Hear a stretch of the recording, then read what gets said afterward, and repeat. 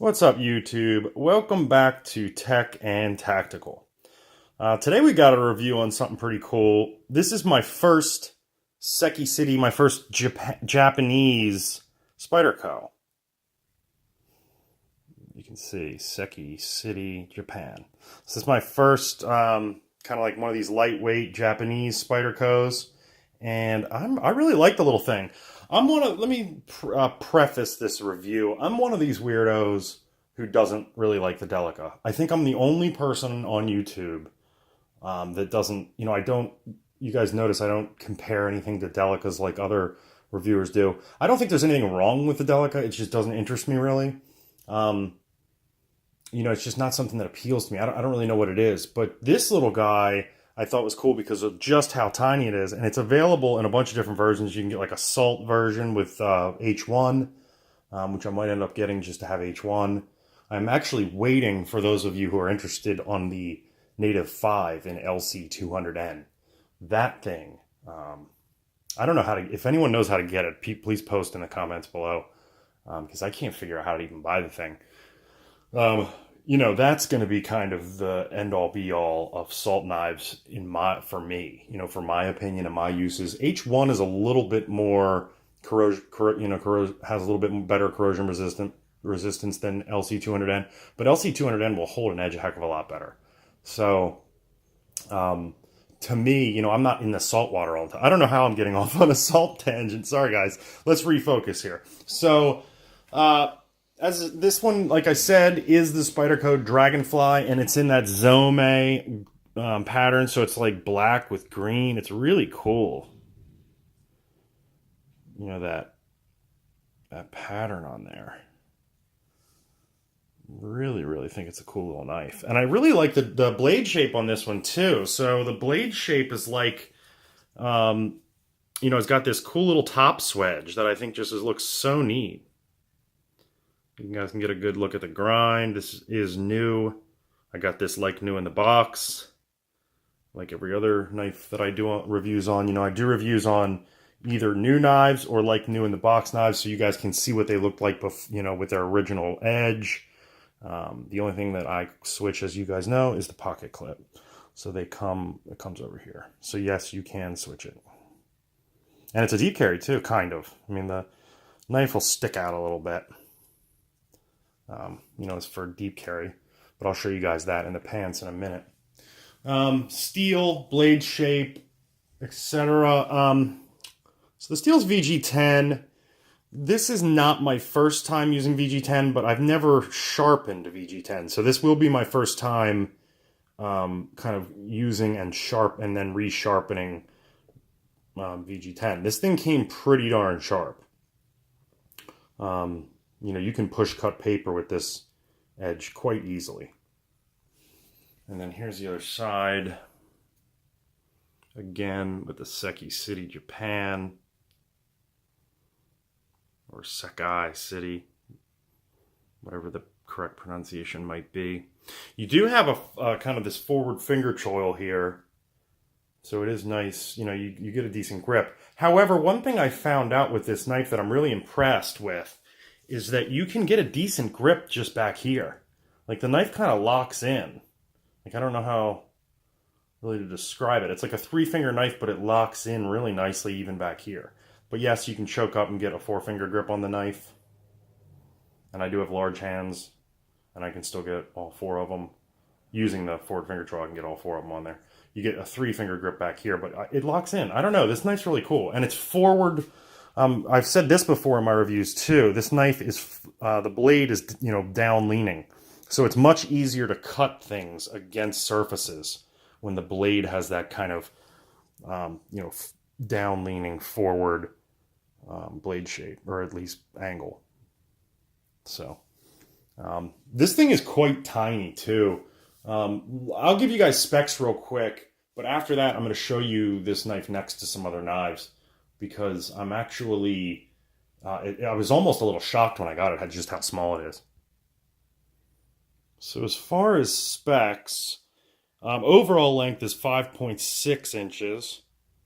The blade length is 2.28 inches, so almost 2.3. The cutting edge is 1.8. You know, Spyderco loses a bunch of cutting edge because of, you know, the forward finger choil, which is also why I don't think they put a sharpening choil there, because you'd lose even more. I kind of wish they came with one, though. I do not like that they don't have a sharpening choil. Like I said, blade material VG10. They're calling blade style a drop point. I guess. I mean, it's this leaf, you know, one of these leaf-shaped Spyderco style. It's kind of its own thing. You know, it is a flat grind, as you can see. You know, it's not one of their. Some of these Dragonflies. I think the Salt version, for instance, is a. It's actually a saber, like a mid saber with a hollow grind. So this one is, you know, a flat grind. Blade finish is obviously satin, like you can tell. I mean, you can see the lines in it. Really beautiful. This VG10 is good looking stuff. Handle length is 3.3, and handle thickness is 0.34, so it's very thin. It's a very thin knife, very easy to pocket. You can easily put that in the 5th pocket of your jeans. And then weight, they're saying 1.3 ounces, but let's throw it on the scale.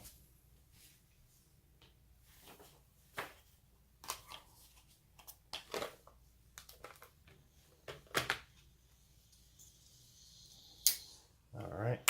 So I'm getting 1.19. Man, that thing's light, isn't it? Incredibly light. Is that right? Yep, it's zeroed out. So 1.19. All right, let's get it up against the, let's get it up against the ruler for you guys. Deployment is actually nice and comfortable. Pretty easy to deploy. So yeah, I mean, you can see just how tiny this thing is. You know, blade, like cutting edge, you can tell is under 2 inches. And then the blade itself is definitely under 2.5. Really tiny little package. You know, here it is next to my daily carry. You know, Mannix. It's just, this thing is like tiny compared, you know. There it is butt to butt with a Mannix. There it is, blade to blade. So yeah, very, very tiny. Very, very tiny little knife.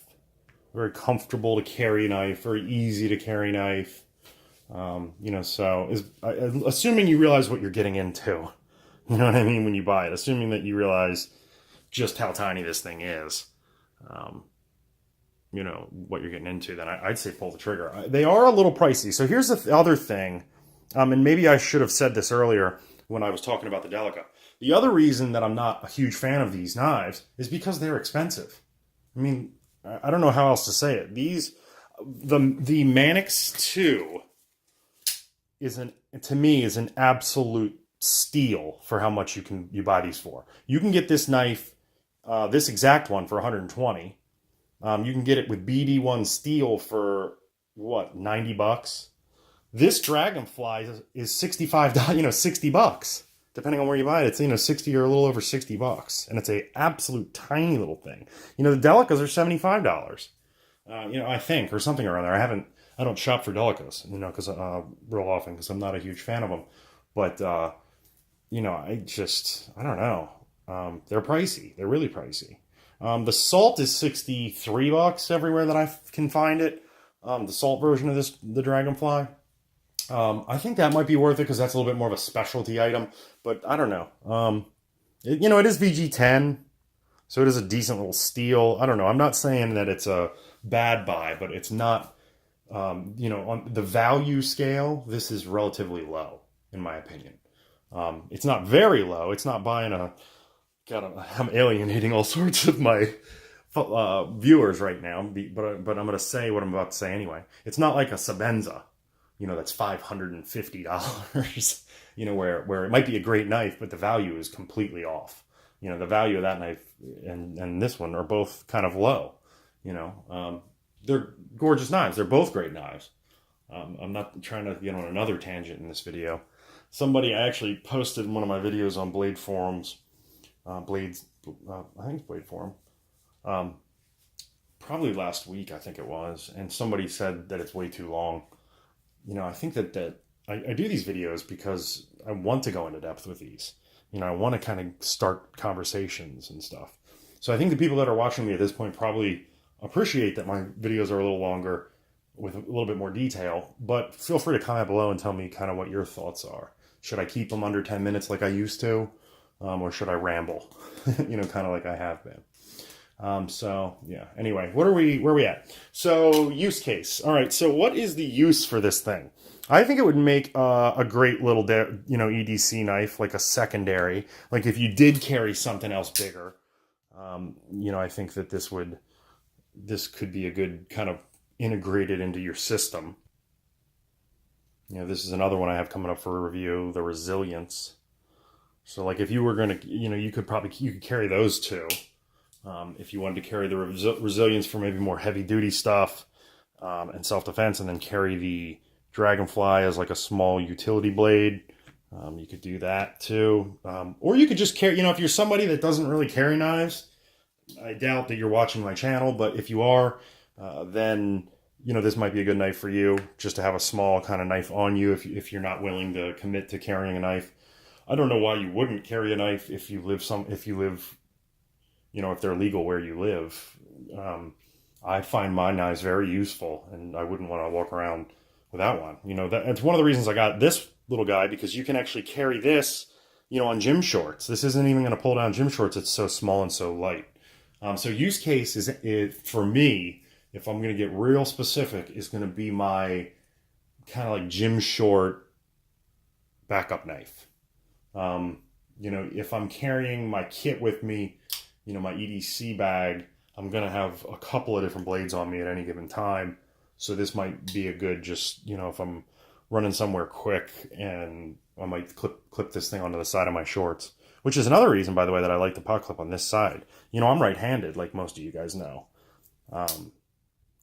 I've said it before, but I wear my knife on my right side of my belt. So the clip needs to be on this side for me, because I want to reach down and, have it kind of ready. So you can open this. These are kind of cool. You can really open them or close them any different number of ways. This is, I think, the more popular way that people do it.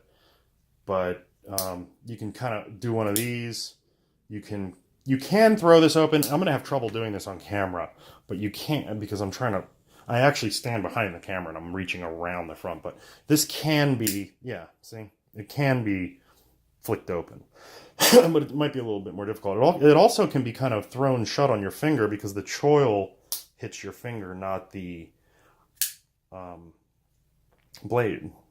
So you can kind of close it like that too. Or you can, controlled open, controlled closed. I think I can just put I can put my finger in the back and just go like that too. So there's lots of, these are kind of fiddle worthy because of the Spidey hole. So I do have fun playing with that little guy. But use case is kind of, like I said, EDC, small backup knife, small utility knife, really easy to carry. So I think this is good for times where you need to carry a knife, but you don't want your pants getting weighed down. That's kind of what that would, what the use would be for me. Fit and finish wise, I think it's pretty good. I mean, it's a $60 knife, so it really needs to be good. But everything's put together really well, nice and straight.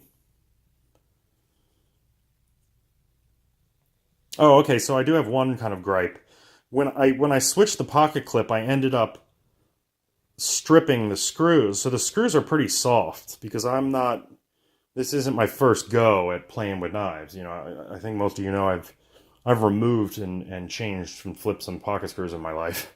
So this isn't my first rodeo, and I ended up really stripping that out. So those are really soft. So I wish those were a little better. It is a nice deep carry though. The blade came very sharp. So, I'll cut something for you.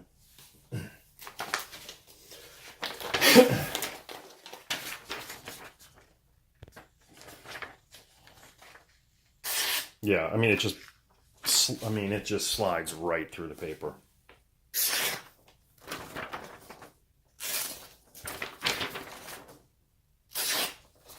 So really came very sharp and very pointy from the factory. I do not feel the need to resharpen this at all. So I was going to do a what's in the box, but you guys have seen a million little Spyderco boxes. You know, it's one of those little tiny red and black Spyderco boxes. I've already talked about cost value. I think that it's reasonable, but this is not like a budget value knife. This is more, are you really into Spydercos and you want one of these and you're willing to fork over, you know, $60 for it? You know, I don't mean to say that it's overpriced. It's not the value is not very high on this one. So, you know, I've kind of already talked pros and cons to some degree. I would say that the con for me is that the soft screws seem to strip very quickly, and I had trouble kind of getting them back on stripped. So I think that it did come very sharp, and the quality is very nice. I think it looks very good. I think the Zome is really beautiful.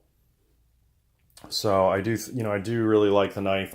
There's not a whole lot of cons. I do think I would carry it. If I had to give it a rating, where it stands right now, I'd probably give it a 7, maybe even a 7.5 out of 10. I think it's a nice little knife. Despite its cost, I think it's a cool little knife. So thanks for coming to another episode of Tech and Tactical.